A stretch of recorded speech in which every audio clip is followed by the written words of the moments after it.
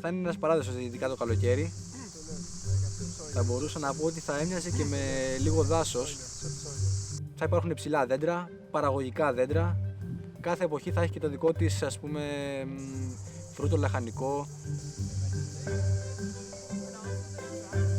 Όπου και να γυρίσεις το μάτι σου θα μπορούσες να μαζέψεις κάτι, να το φας επί τόπου. Haris is a young passionate farmer recently graduated as an agricultural engineer.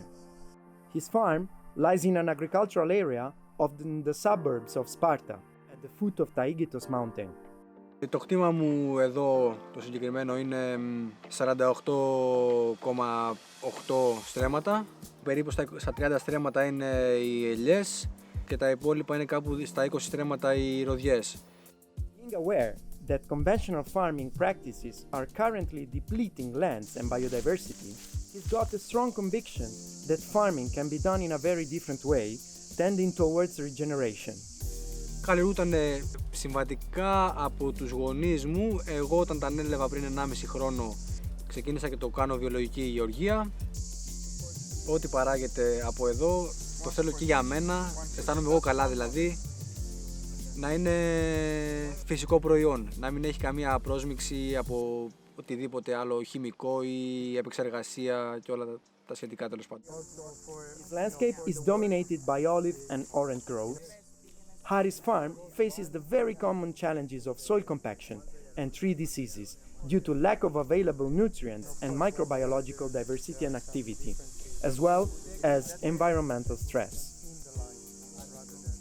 Προφανώς τα προϊόντα που θα παράγονται απευθύνονται σε κόσμο που ήδη γνωρίζει αυτό το προϊόν και σε κόσμο ο οποίος δεν το γνωρίζει.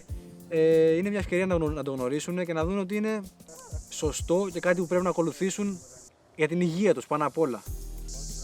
His pomegranate operation will be transformed by the introduction of additional tree species occupying different canopy layers, thus providing shade for the pomegranates.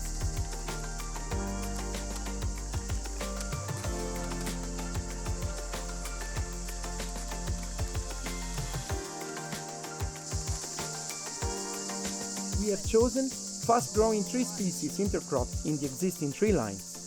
Some of these species will produce fruits, some will produce timber, and some will produce fuel.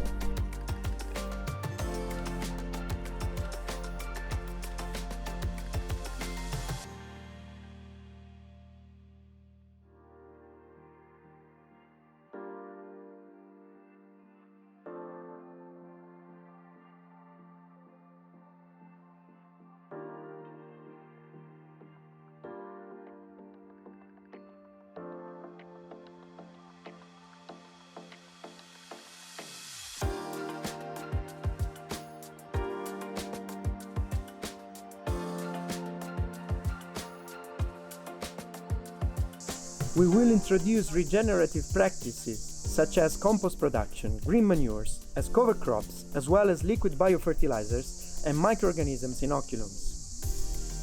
Αυτό που γίνεται μέσα από ένα πανεπιστήμιο είναι να πάρουμε κάποια δείγματα τη συγκεκριμένη χρονική στιγμή όπου το χωράφι ήταν σε μονοκαλλιέργεια και να πάρουμε τα απαραίτητα δείγματα που χρειάζονται σε μερικά χρόνια, ώστε να δούμε αν έχει βελτιωθεί, πόσο έχει βελτιωθεί. Όσον αφορά το Τζάνι και τον Τζουζέπε, πιστεύω ότι μπορούν να δώσουν με τις γνώσεις που έχουν πάρα πολλά στις καλλιέργειες.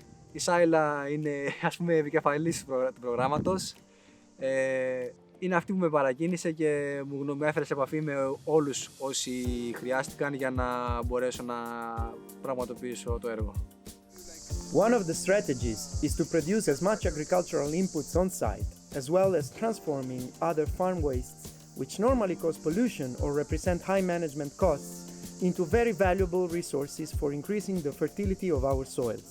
Όλοι όσοι σκεφτόμαστε περίπου με τον ίδιο τρόπο, φιλικό προς το περιβάλλον, δεν θέλουμε να κάνουμε κακό στο χώμα, στους οργανισμούς, στα ζώα, στους ίδιους μας, στους εαυτούς πάνω απ' όλα. Έχουμε, ας πούμε, μια ανησυχία του τι μέλη γενέστε κάνοντας αυτό το πράγμα, φυτεύοντας δέντρα, δίνουμε, ας πούμε, μια παράταση ζωής σε όλους μας.